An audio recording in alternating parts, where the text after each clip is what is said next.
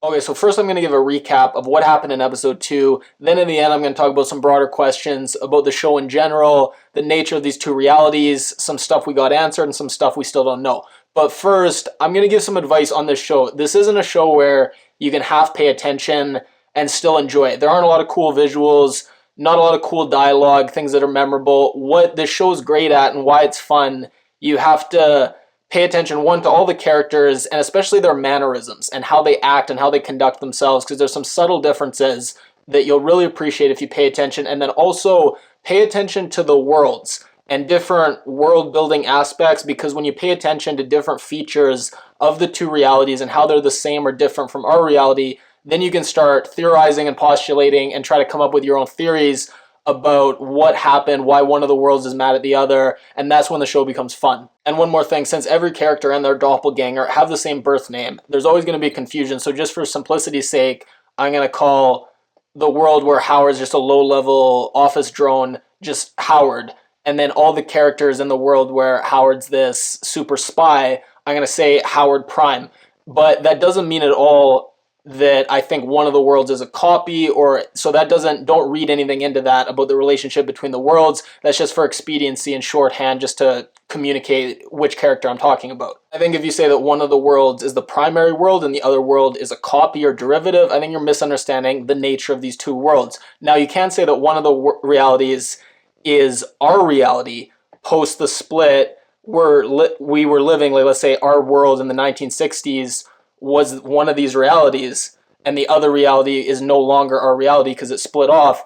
But I don't think you can say that one reality is primary, except in it relates to us, that we happen to be living in the one reality. So the episode starts, we see Emily Prime. Now Emily, normal Emily, she's still married to Howard and she's in a coma. Emily Prime, Howard's her ex-wife, and she also works for this agency that knows all about the crossing and all about these two realities.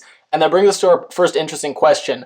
In the one reality, the normal reality, Howard's reality, very few people know about the existence of these two realities, know about the existence of the crossing. Now, in the other reality, we still don't know if everyone in this other reality might know about the crossing, or if it's still a small number, or if it's a number that's, well, not everybody, is much, much larger than in the other reality. So in one reality, way more people know that there's two realities. So Emily Prime, she also works with her ex-husband, Howard Prime, at this organization that tries to keep the peace between the two realities. Now, she is at a lower clearance level, but nonetheless, she invites him out, and then she reveals to him, hey, I got an order from people higher up that says you've been crossing illegally to the other side, and there's a rendition order that basically means they're going to kidnap him and find out what's been going on. She says, look, I'll take off the rendition order on you if you just tell me what you've been doing. And he says, look, I can't do that. It's highly classified. So she says, well, fine, you've made your bed. Those two Bulgarians over there, they're going to go rendition you now. So Howard Prime goes away with the Bulgarians, kills them, and then goes and talks to his friend Pope and says, look,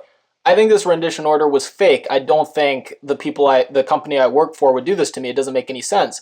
So Pope says, look, we'll just show up to work, and if they try to kill you when you show up to work, then you'll know it's real. If not, then you'll know it's fake. So Howard says, fine. So he shows up to work, and nothing happens. So lo and behold, it turns out that whoever told his ex-wife, there's this rendition order out on your ex-husband, that wasn't really the company that's trying to keep the peace between these two realities. That was some other rogue element that was just trying to use her to eliminate her ex-husband. So Emily Prime, shaken up by this, goes to talk to two other company employees. Now, one of them is the actor Kenneth Choi. He's the guy who loved to eat on The Wolf of Wall Street. But the other character, very important, her name's Claire.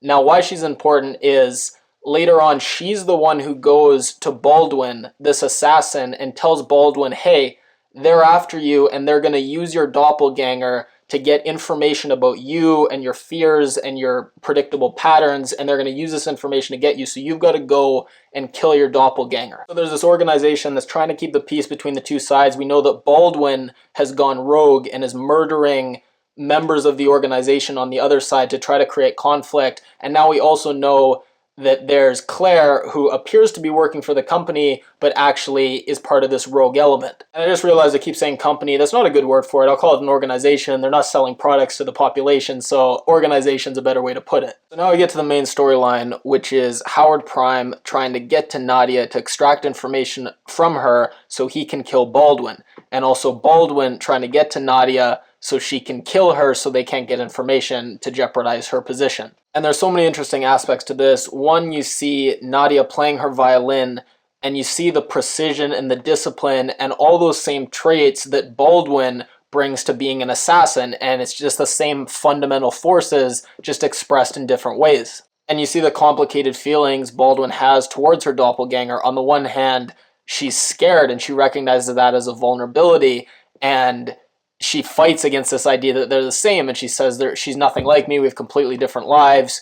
But also she has this bond, and you see her unable to actually go through and murder her doppelganger, and you think, would you really be able to look in the eyes of someone who looks just like you and kill that person? What would that feeling be like, killing someone who looks just like you do? So Howard Prime tracks down Nadia, uses information he knows about her to gain her trust, and starts getting information from her, but Baldwin very cleverly calls the police, and then in the ensuing confusion where Howard Prime is detained by the police, she then sneaks in, starts murdering police, and takes Nadia away. It's interesting, when Nadia sees Baldwin, she says, "That is my true face." And that's a very interesting quote, because you could interpret it as saying Nadia feels all her life she's lived inauthentically, she's kind of repressed her drives and her urges, and when she sees Baldwin, whether it's just the determination or the ruthlessness or the alternative look, and for whatever reason she sees Baldwin and seems to be saying that Baldwin is living more authentic to who she really is deep down. And then we get this great shootout, and accidentally the people on Howard Prime's team, they end up killing Nadia even though they're trying to kill Baldwin. Now it's unclear why this is. It could just be an accident because they look identically, other than a few things, so it could just be an accident, and in the confusion they just made the wrong call. And then we see the aftermath of this.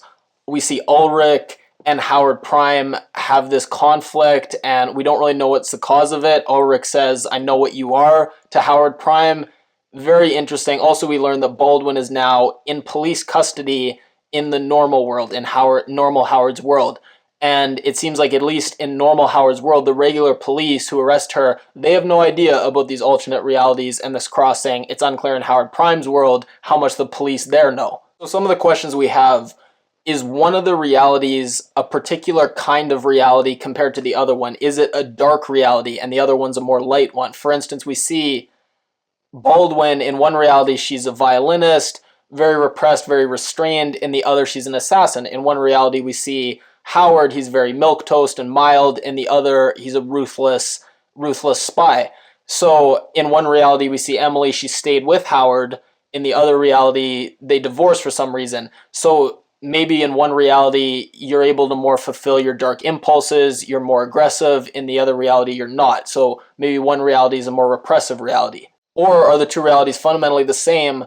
It's just the people in charge of the different realities, they have a difference of opinion on how they should proceed, how the two realities should interact. But if the two realities are fundamentally the same and made up by the same people, why would there be this disagreement? If it's populated by the same individuals that are deep down the same, they should never really have this disagreement. And then when the show talks about people defecting, it seems like it's only one way. It seems like in the prime reality, people are defecting to the normal reality. It doesn't really seem like it's the other way around. So why are they defecting? What does that mean?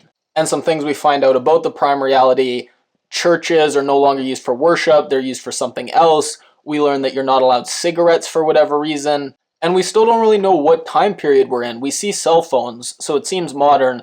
We see very old school computers at this organization, but that could just be for security reasons. Oftentimes, really secure organizations, they have somewhat worse software as a kind of safeguard against people being able to get information outside of it. And we still want to know Howard's job, which we initially saw him do, passing these coded messages across the glass to someone else. What was this? And who was that person he was passing messages to across the glass? Was this having to do with the two realities? Or was this having to do with a separate war within a particular reality? So in, let's say, Howard's reality, is the whole world somewhat united and the only real conflict is across the crossing to this other reality? Or is there the normal divisions in the world we find, as there may be a big war within one reality. Okay, I'm going to end the video there. I have a small channel, I'm just starting out, so if you leave a comment, let me know what your theories are, any questions you'd like me to answer, leave a comment and I'll definitely respond. And I'll also be doing these reviews hopefully every week, so definitely subscribe if you like these reviews and keep watching them.